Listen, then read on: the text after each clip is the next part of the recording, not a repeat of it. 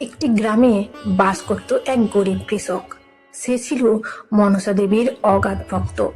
প্রতিদিন ভোরবেলা সে নদীর জল দিয়ে মা মনসাকে স্মরণ করে ফুল অর্পণ করত। কৃষকের নিজের খাওয়ার মতো খাওয়ারও ঠিক মতো জুটত না, কিন্তু তবু সে কখনো মায়ের পুজো বন্ধ করত না। একদিন মা মনসা ভক্তের বিশ্বাস পরীক্ষা করার জন্য বৃদ্ধার রূপ ধরে কৃষকের বাড়িতে এলেন। তিনি কৃষকের কাছে কিছু খাবার ভিক্ষা চাইলেন।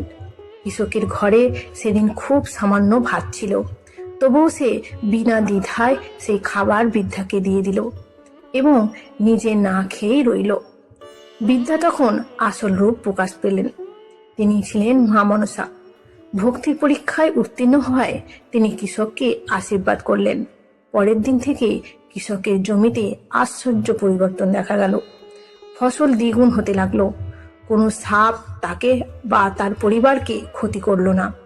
ধীরে ধীরে সে সুখী ও সমৃদ্ধ হয়ে উঠল। কাহিনী থেকে শিক্ষা পায়, সত্যিকারের ভক্তি মানে নিঃস্বার্থ দান ও বিশ্বাস। দুঃখের মধ্যেও যে ভক্তের ভক্তি অটুট থাকে, দেবী তাকে আশীর্বাদ করেন। ঈশ্বর কখনো কখনো ছদ্মবেশে ভক্তকে পরীক্ষা করেন। অল্প দিয়েও বড় ত্যাগ করা যায়। জয় মা।